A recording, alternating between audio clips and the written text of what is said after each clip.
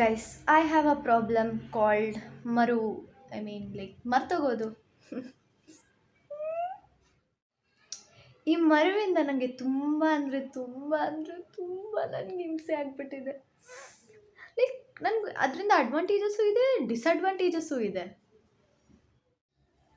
ಹೆಂಗೆ ಅಂತಂದರೆ ಗೈಸ್, ನನ್ನ ಫ್ರೆಂಡ್ ಹತ್ರ ಈಗ ಜಸ್ಟ್ ಹಿಂಗೆ ಬುಕ್ ಇಸ್ಕೊಂಡು ಅಲ್ಲಿ ಇಟ್ಟೆ. ಆ್ಯಂಡ್ ಅಲ್ಲಿ ಇಟ್ಬಿಟ್ಟು ಐ ವಾಸ್ ಏನೋ ಬರೀತಿದ್ದೆ, ಇಲ್ಲ ಐ ವಾಸ್ ಡೂಯಿಂಗ್ ಸಮಥಿಂಗ್. ಆಮೇಲೆ I started searching that same book.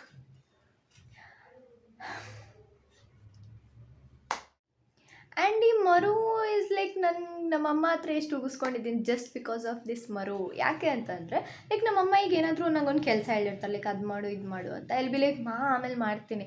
ನಾನು ಯಾವತ್ತೂ ನಮ್ಮ ಮಮ್ಮಿ ಹೇಳಿರೋ ಕೆಲಸ ಆ ಸೆಕೆಂಡ್ಗೆ ಹೋಗಿ ಯಾವತ್ತೂ ಮಾಡೋದು ಇಲ್ಲ. ಸೊ ನಮ್ಮ ಮಮ್ಮಿ ಹಂಗೆ ಹೇಳಿದಾಗ ಎಲ್ಲಿ ಬಿ ಆಮೇಲೆ ಮಾಡ್ತೀನಿ ಅಂತ ಹೇಳ್ತೀನಿ, ಆಮೇಲೆ ಮರ್ತೋಗ್ಬಿಟ್ಟಿರ್ತೀನಿ. ಅದರಿಂದ ನಮ್ಮಪ್ಪ ಅಮ್ಮ ಆ ಥರ ಎಷ್ಟು ಉಗಿಸ್ಕೊಂಡಿದ್ದೀನಿ ಗೊತ್ತಾ.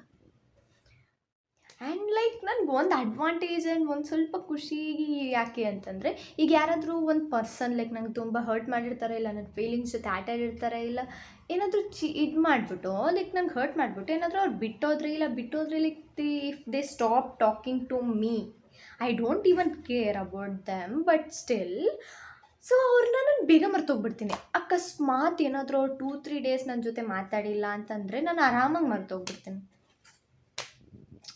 That's good according to me. If they hurt me, how can I keep them in my mind and I'll be ಅವ್ರು ನಂಗೆ ಹರ್ಟ್ ಮಾಡಿದ್ರು. I don't even care and I'm happy being alone and single. Very important. Please listen.